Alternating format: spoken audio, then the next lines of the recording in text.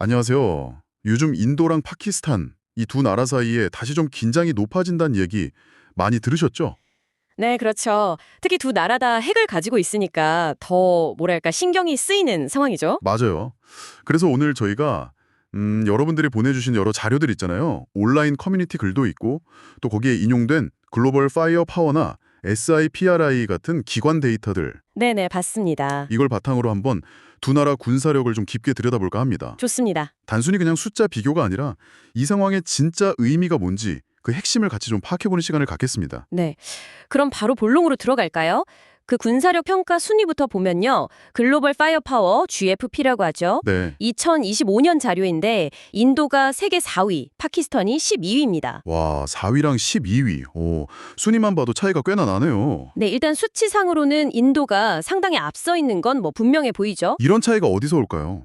일단 기본적인 덩치부터 다르잖아요. 인구가 14억이 넘죠. 그렇죠. 14억 이상이고 파키스탄은 한 2억 4,500만 명 정도 되니까요. 야, 이게 그럼 군인 수에도 바로 나타나겠네요. 네, 그렇습니다.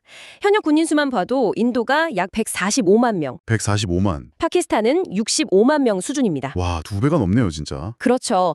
그런데 국방비 지출을 보면 이 차이가 더 확 느껴지실 겁니다. 아, 국방비요. 2024년 기준으로 인도가 86억 달러를 썼어요. 86억 달러. 와. 파키스탄은요? 파키스탄은 100억 달러, 102억.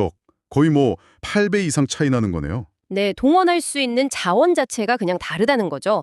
이런 경제력, 규모 차이가 재래식 군사력 격차로 이어지는 건 뭐 당연한 거고요. 하긴 그렇겠네요. 그럼 그 재래식 전력, 구체적으로 좀 볼까요? 공군력 같은 경우는요. 공군력은 이제 전투기, 헬기 다 합쳐서요. 인도가 한 2,200대 이상, 2200대. 파키스탄은 약 1,400대 정도 가지고 있습니다. 이것도 꽤 차이가 나고, 그럼 지상군은요? 탱크 같은 거? 네, 지상군의 핵심이죠. 탱크는 인도가 4,200대 이상, 4200대. 파키스탄은 약 2,600여 대. 여기서도 인도가 훨씬 많죠. 압도적이라고 볼 수 있고요. 거의 모든 면에서 인도가 앞서는군요. 근데 또 재미있는 부분도 있어요. 어떤 자료를 보면 파키스탄이 자주포나 이동식 로켓 발사대 같은 특정 포병 전력은 오히려 인도보다 더 많이 가지고 있다는 분석도 있거든요. 정말요? 그건 좀 의외네요.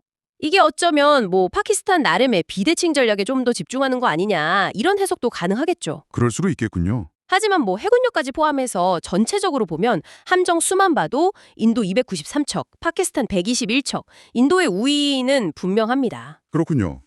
그러니까 재래식 전력만 딱 놓고 보면 인도가 확실히 우세한데, 근데 여기서 모든 걸 복잡하게 만드는 게 있죠. 그렇죠. 바로 그겁니다. 핵무기. 네, 핵무기입니다. 두 나라 다 핵 보유국이고요. 군축 연구하는 SIPRI 같은 기관 추정치를 보면 보유량이 인도 약 180기, 180기. 파키스탄 약 170기, 거의 비슷해요. 와, 핵탄두 수는 거의 차이가 없네요. 그렇습니다. 이 점 때문에 전력적인 상황이 완전히 달라지는 거죠. 하긴, 재래식으로 아무리 앞서도 핵이 있으면 얘기가 달라지니까요. 정확합니다. 이른바 핵 균형이죠. 이것 때문에 재래식 전력 차이가 나도 함부로 전면전을 벌이기가 어려운 겁니다. 핵 보복 위험이 있으니까요. 그게 바로 핵 억지력이군요. 네. 근데 이게 또 양국 관계를 더 불안정하게 예측 불가능하게 만드는 요인이 되기도 하고요. 최근에 벌어진 일들 보면 정말 그 불안정한 균형이라는 게 실감이 나더라고요. 지난 4월에요. 인도령 카시미르에서 관광객 공격이 있었잖아요. 26명이나 사망했고. 네, 안타까운 사건이었죠. 그때 인도가 공격자 중에 파키스탄 국적자가 포함되어 있다고 주장했고요. 파키스탄은 바로 부인했고요. 그렇죠. 그리고 5월 7일에 인도가 신두르 작전이라고 이름 붙인 보복 공격을 했다고 발표했죠. 네, 맞아요. 파키스탄 안에 있는 자기들 말로는 테러 기관 시설 9곳을 미사일로 공격했다. 그러면서 31명이 사망했다고 주장했고요. 군사시설은 피었다고 강조했지만 파키스탄은 3개 지역에 공격받았다면서 강하게 반발하고 대응을 예고했죠. 그리고 바로 다음 날 8일에는 서로 또 말이 엇갈렸어요. 인도는 파키스탄 쪽에서 드론이랑 미사일로 공격 시도가 있었다고 하고, 파키스탄은 그거 부인하면서 오히려 인도 드론 25기를 격추시켰다고 주장했고요. 와, 이게 뭐 정보전 양상까지 가면서 긴장이 정말 최고조로 올라갔던 것 같아요.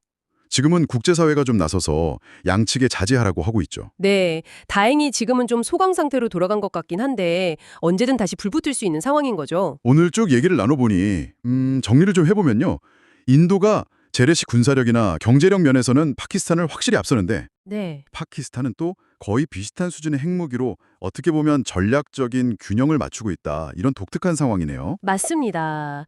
그래서 이 두 나라 관계는 단순한 힘의 논리만으로는 설명하기가 참 어렵고 작은 충돌 하나가 예측 불가능한 방향으로 확 커질 수 있는 위험을 늘 안고 있는 거죠. 결국 이 두 나라의 관계가 단순히 그 지역만의 문제가 아니라 세계 전체 안보에도 직접적인 영향을 줄 수 있다는 걸 다시 한번 생각하게 되네요. 그렇죠. 자, 그럼 여기서 마지막으로 여러분께 한번 질문을 드려보고 싶습니다. 재래식 전력이나 경제력에서는 이렇게 차이가 큰데 핵무기 도요량은 거의 비슷하다는 이 사실. 이게 과연 현대 분쟁에서 핵무기가 실제로 발휘하는 억지력과 우리가 인식하는 억지력 사이에 어떤 차이가 있다는 걸 보여주는 걸까요? 아니면 별 차이가 없는 걸까요? 이 질문을 한번 곱씹어 보시면 좋겠습니다.